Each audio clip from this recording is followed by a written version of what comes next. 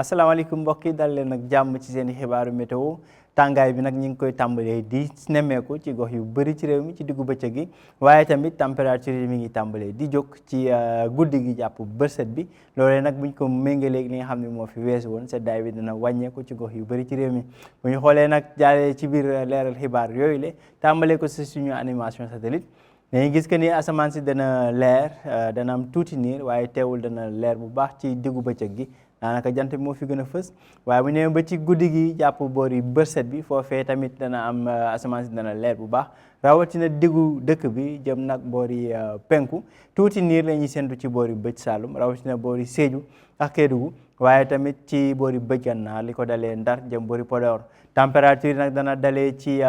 fukki degré ak ñeent muy température bi gën a néew ca boori Matam jëm ba fukki degré ak juróom ca Kaffrine ba juróom benn diggante Ndar Louga Thiès ak wàllu Ziguinchor ak Sédhiou bu ñu xoolee ci yeneen gox yi nag foofee la température yi di gën a kawe waaye nag du ko tax a kawe loolu maanaam ci mi ngi yem ci dayo yi fukki degré ak juróom ñaar ba juróom ñett ci yeneen gox yi dana dem nag ba ñaar fukki degré ca boori Tamba ñaar fukki degré ak benn ca boori Kédougou waaye ci tënk rek dana wëy di sedd ci yenn gox yi féex ci yeneen yi bu njàllee ba ëllëg asamaan si dana wéy di leer ci gox yu bëri ci réew mi tuuti niir diggante Ndar boori Podor fii nag ci diggu bëccëg gi température dana yéeg bu baax sax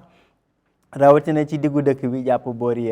bëj Saalum fanweeri degré ak ñeent jëm ba fanweeri degré ak juróom benn ci diggu dëkk bi jàpp boori bëj Gànnaar fanweeri degré ak juróom ñaar ba juróom ñett la ñuy séntu ca boori Tamba Kolda ak boori Kédougou bu ñu xoolee nag température bi gën a néew ñu ngi wéy di ko séntu ca Ndakaaru ak ñaar fukki degré ak juróom benn mbokk yi ci tënk rek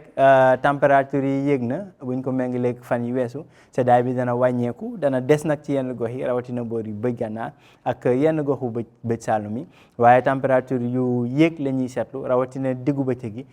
tàngaay dana fi desandi ci diggu dëkk bi jàpp boori bëj Saalum ak boori bëj Gànnaar lii moo doon xibaar yi mbokk yi dig daje ëllëg ci yeneen xibaaru météo jërë ngeen jëf